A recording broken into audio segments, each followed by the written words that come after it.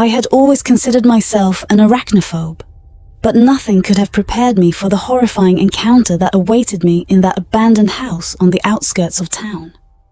It was a dark and stormy night, the kind that sends shivers down your spine even before anything unsettling happens.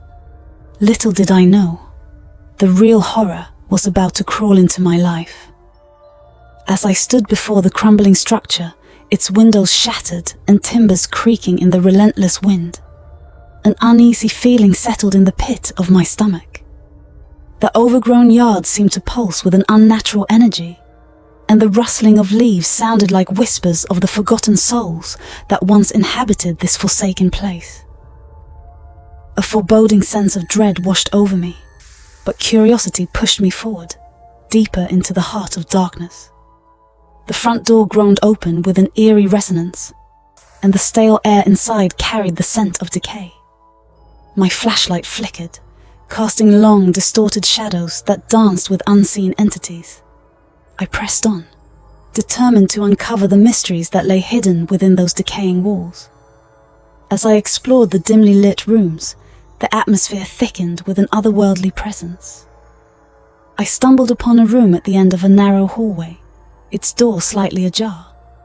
Pushing it open, I was met with a sight that sent shivers down my spine. A room adorned with intricate spiderwebs that seemed to pulsate with a sinister life of their own.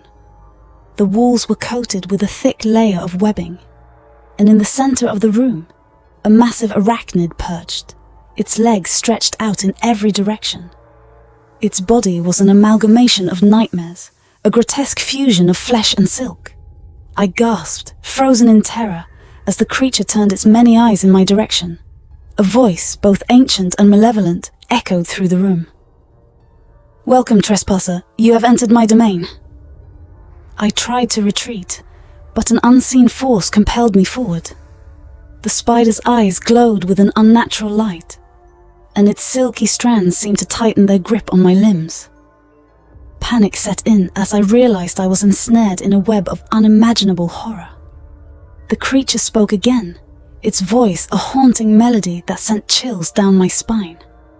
"I am Arachnius, the weaver of nightmares.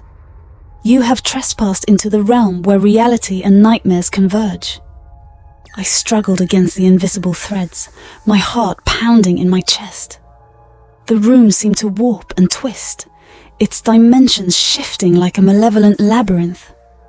Shadows danced on the walls, taking on the forms of twisted arachnids with razor-sharp fangs.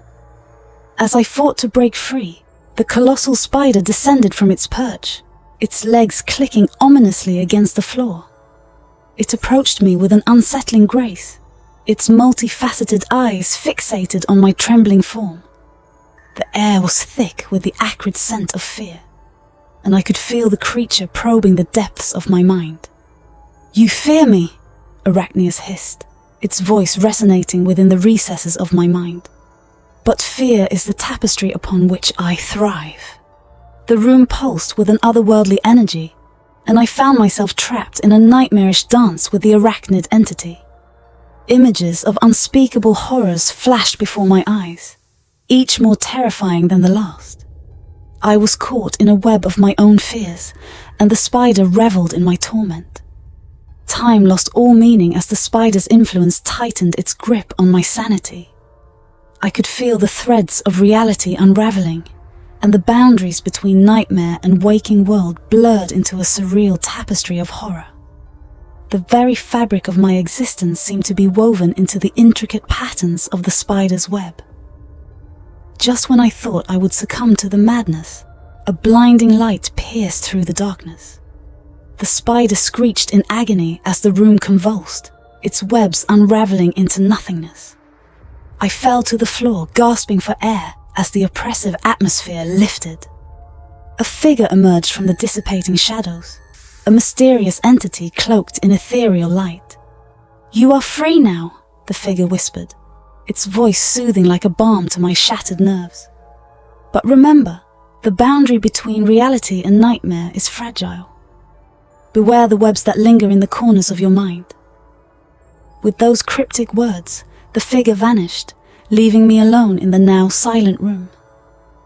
The webs had disintegrated, and the air felt lighter, but the echoes of the spider's malevolence lingered in the recesses of my consciousness.